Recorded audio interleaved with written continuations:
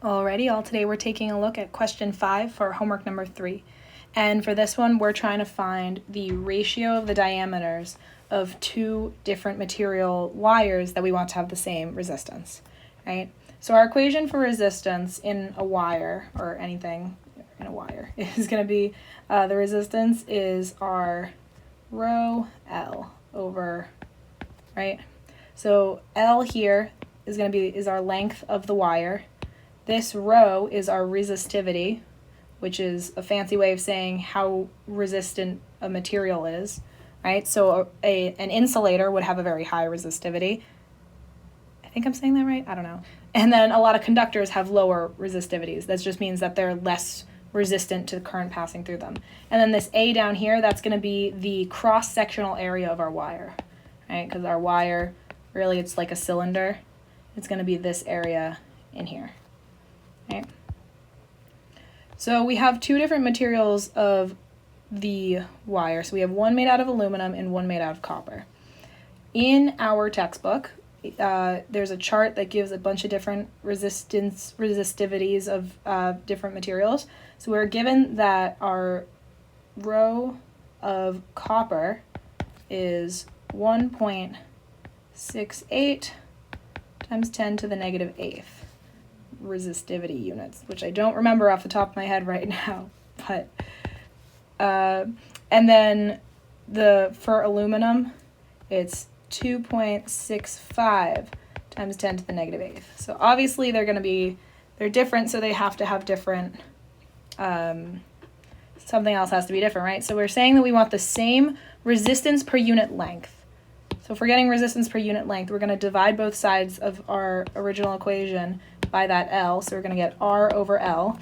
Resistance per length, that's just going to be rho over cross-sectional area, right?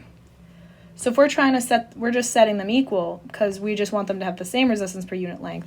So that's going to give us that our rho of the aluminum divided by the cross-sectional area of the aluminum has to be equal to rho C over AC, right?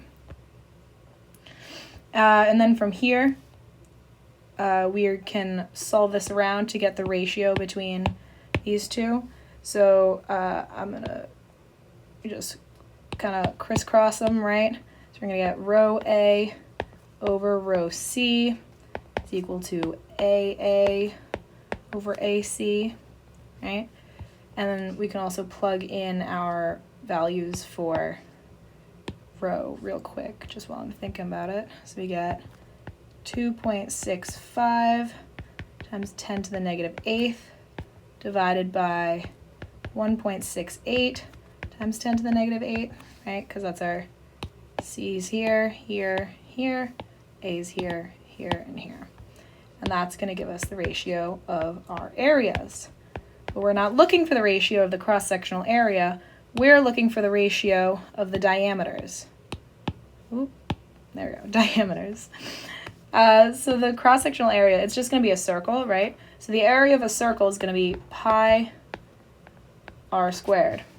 We're not looking for the radius, we're looking for the diameter. So our radius is going to be 1/2 of the diameter. Right? So we can do pi d over 2 all squared. And that's going to be, we can plug this in for each of our cross-sectional areas over here.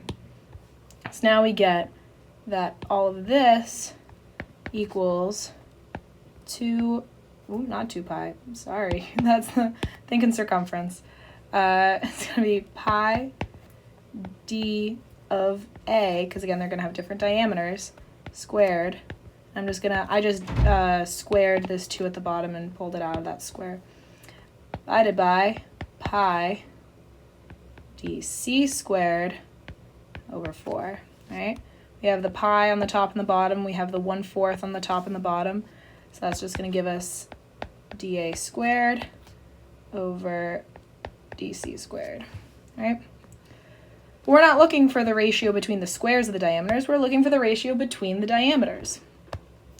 So we're going to take the square root. I know it doesn't look like because we're just setting this equal to this right now. It doesn't look like it because there's a couple intermediate steps, but we're just taking the square root of this side. That's going to give us dA over dC, and that's going to give us, that's going to be equal to this, right? So we're going to square root 2.65 times 10 to the negative 8th divided by 1.68 times 10 to the negative 8th. All right, and that's going to be the ratio of the diameter of the aluminum one to the diameter of the copper one. There is a chance that since this is just like a multiple choice question, it wanted the ratio between the DC on top and DA, because it just says the ratio of their diameters. It doesn't say the ratio of this diameter to this diameter. So if it wants this one, the equation we're just going to evaluate, I'm just going to duplicate that, right? The only difference is that these two values inside are going to be flipped, right? Because that's going to give us, because again, just from back at the beginning, our copper, copper, copper, copper, and then our aluminum, aluminum, aluminum. So if we flip them, they just have to be flip-flopped inside as well. So you're going to evaluate one of these expressions, and one of these expressions is going to be one of the answers on the multiple choice. All right.